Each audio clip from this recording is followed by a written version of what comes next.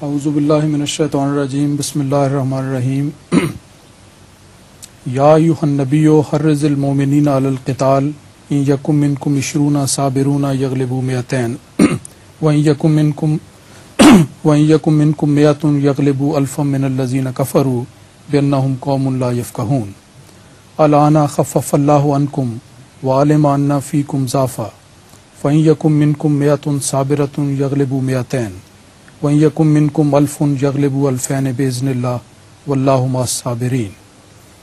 The translation is, O Prophet, urge the believers to fight.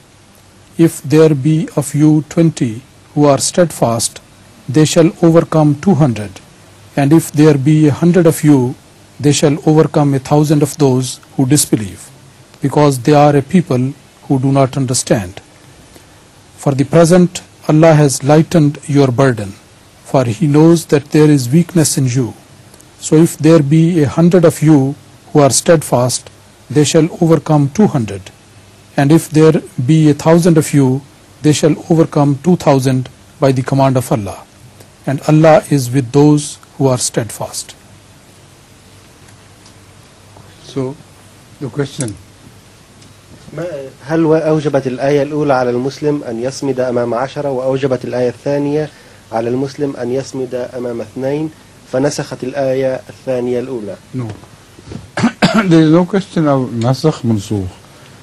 It's a question of different situations.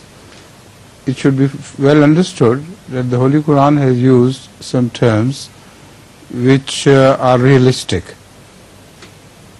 In the beginning, it was very difficult for the Muslims who were weak and who were not well armed either to contest a heavier enemy. So the promise at that to overcome 200 if you are 20 is very realistic and is full of a deep philosophy on human psychology. It doesn't say one will overcome 2. This doesn't happen. But if you are a party, then you can overcome a party twice as much. But God had promised this, but gave them victory during the Badr to a party of 300 instead, 3 times more at least. And they were much better armed and equipped with all sorts of war material, and yet Allah granted this. So this is the minimum which is given as a promise to them in the beginning. But God kept more than the promise. Number one.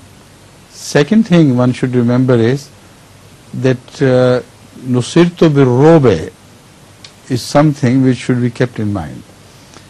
When the terror of Islamic wars spreads all over and the fame spreads that they are great warriors and they do not care for their lives, they have already sold themselves out.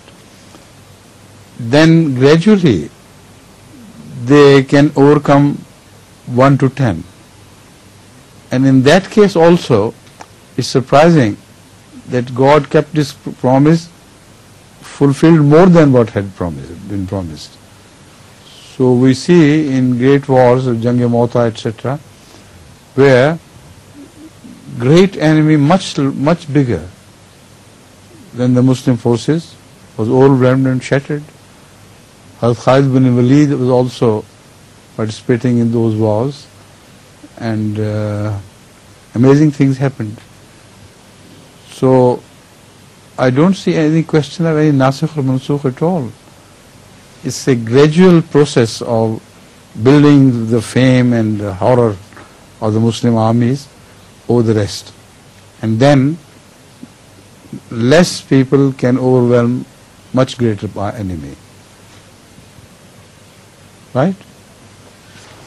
Now you see, remember, those who are well versed in early Muslim history would fully support me that an army of 60,000 was confronted with an army under the great famous warrior Rustam. of Iran of 600,000. So how this army of 60,000 overwhelmed and destroyed 600,000 is just amazing. Khalid bin Walid took great part in that, and because he was specially bestowed with Allah's favor and he was entitled Saifullah by Ahmad sallallahu alaihi wasallam.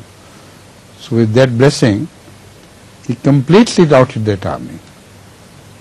So this is the meaning of one will overpower the 10 later on. يوضح. You remember Rustam? You know? Rustam was supposed to be an invincible warrior. His name and fame has spread far and wide, and until now Rustam means the greatest, the invincible. And he was a great warrior. He was beheaded by a Muslim soldier. Imagine what might have happened. For a few days the war, went on, turning in favor of this, turning in favor of that, like this, until their great leader Rustam was beheaded by a Muslim soldier. And this completely panicked the army. Then they fled like, swarms of beetles and things.